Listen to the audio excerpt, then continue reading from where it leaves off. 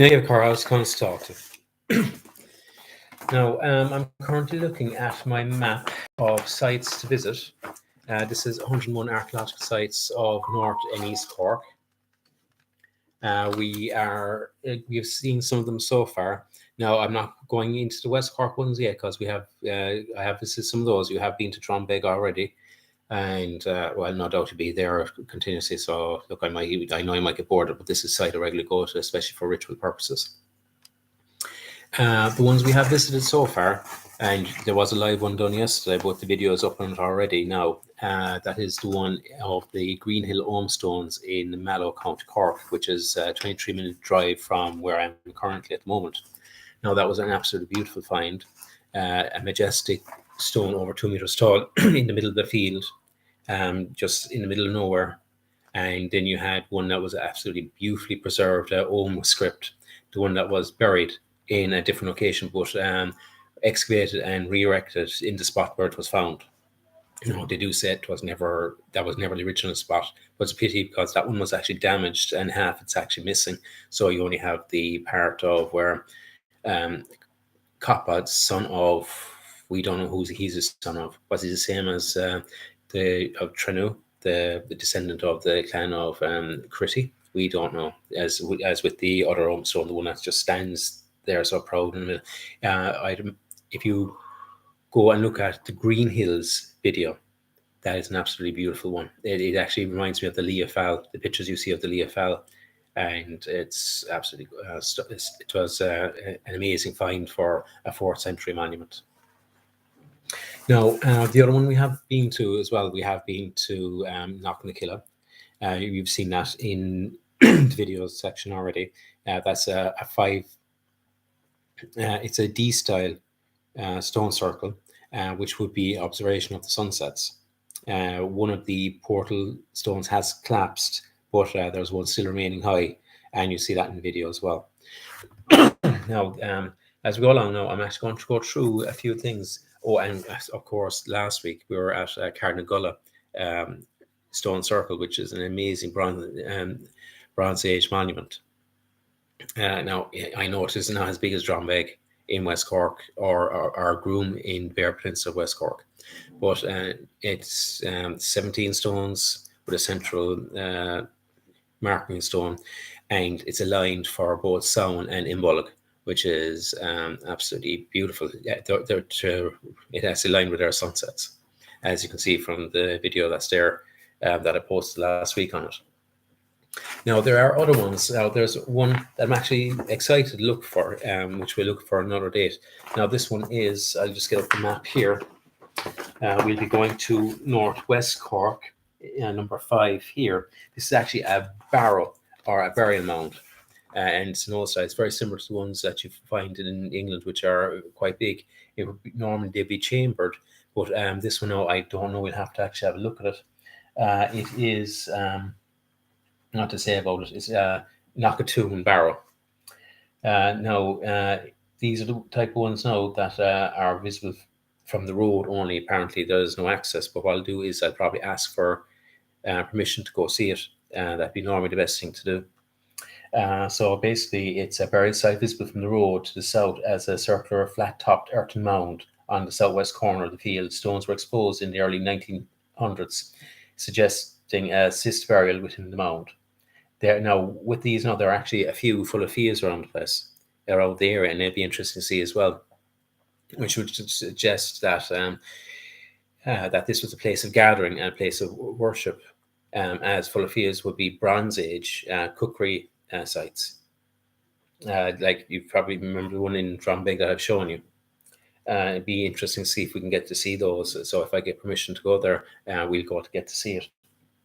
Now, there'll be a few other holy wells we'll go to see as well. There's one that I absolutely love, and I've been there a few times. It's the one in... that's not too far away from Knocknakill. It's called John's Well, or Tubber O'Nefa in North Cork, or Northwest Cork, really. With this one as well, it's also... Tubber Nabandia tree, or Tubber Trio Bandia. or well of the three goddesses, so associated with Lasar, Latarin, and Ingabui, which are harvest goddesses. No, these are my own personal goddesses as well. I might hopefully I might be able to bring you up there someday for a ritual. No, it's mainly associated with the solstice as well, but we'll see as we go along. Now, there's a whole Tulili's. Now, it's dedicated to the Blessed Virgin, which means an earth goddess. And at the moment, there are a few people showing around the place. That's my small one. Now, there are a load of things dedicated to St. Bridget, which suggests earth goddess as well. There's a well that we might as well go see some castles as well. Some castles are quite unique, and especially Castle Napook up there by Macroom, which actually has a D-style stone circle right next to it. You can actually look down upon it. Now, last time I went to Carnapuka Castle, since this was the end of the lockdown, I was the first person actually since lockdown to go see it. So they gave me the keys to unlock. I couldn't open it. So basically the lock had seized. So next time I go there, I'll have WD-40 so I can go up there. It's actually a fantastic castle up on High Rock, or Carnapuka, or Rock of the Spirit, basically. We all know who the Puka is, and it's supposed to be dedicated to him, but I'd have to really go into more folklore, because apparently, according to some American friends of mine, they actually said, Carnapuka, oh, there was a body of a leprechaun found there. Yeah, there was a taxidermic cat that was done and dressed up like a leprechaun. That was fake as anything. And yet they still believed it. So, look, I don't know. Some people you can't talk to. There are some priories. Might go see some of these as well. No, some mass rocks are actually quite interesting.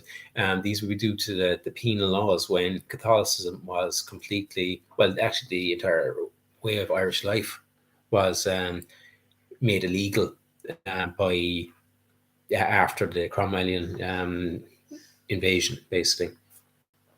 I'll be able to go in more detail onto that. It's actually how the Irish, Northern Irish, were actually completely put under the heel of the English Parliament at the time.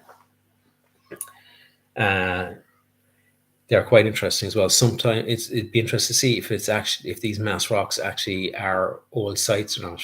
But we'll go visit them and we'll find out as we go along, because I've actually never really examined them. To be honest with you, be interested to see what they're like. Now, there is one now that's actually quite an interesting one as well. That is the well in just off Middleton.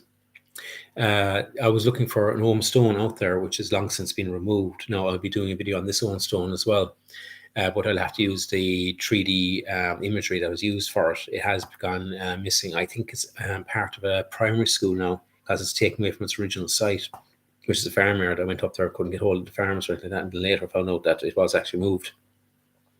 And the GPS had me going to the wrong place, which actually happens. Like even the one I went to Green Hills, GPS had me about 2 kilometers away from where they are. And I couldn't believe that, because when I went to the farm to ask, yeah, but it's indicating up there, and he goes, oh, that's completely wrong. I don't know why it says that. It's actually go down the road, go around the corner. You see this farmyard, and ask there to go onto the land. So, which I did yesterday. And now I have a video for the Green Hills.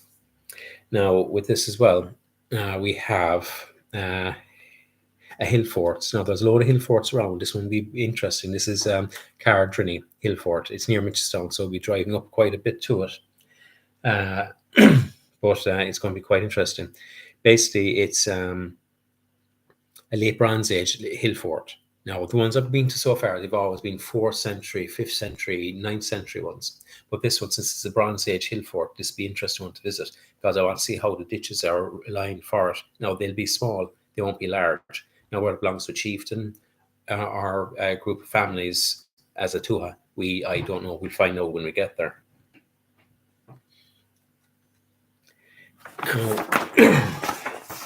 There's one place I'd be interested. Well, it's from where I grew up. There's supposed to be a medieval church, and I've actually never heard of medieval church being there, which will make it more interesting. So it's a couple of miles from where I grew up as a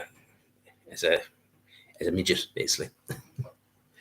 Now there are other homestones to go visit as well. There's one in Arbulla. Now Arbulla would be an interesting one because it has been a stone cap being put on it. Now the sort of stone nose hatch at the top, I think that was probably added to it as a decoration. I don't know, but look, when we go see it, we'll go see it.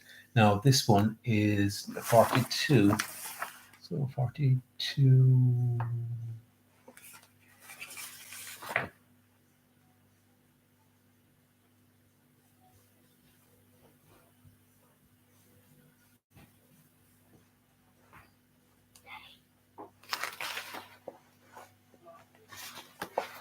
I'm not too sure where Arbulla is really.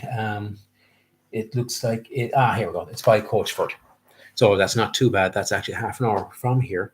But I think we'll be passing an old famine site as well, which would be somewhere to pay respects for those who actually died over 150 years ago. It's a monument to a mass grave that was there. So it'd be nice to go pay our respects there. The other places that would be interesting to go to now. I'm in the wrong place again. Right, canals, that won't be. Now there's a Drumahan Ring Fort. It's going to be another interesting one. Now there's a Sutrin there. Now the Sutrin is an old, which I showed you there, the Sutrin, or the old cave, and I'll bear with you again. Okay, I'll leave it go and we'll talk again because I've been called here. As you can hear. All right, goodbye. And Slán go fóill.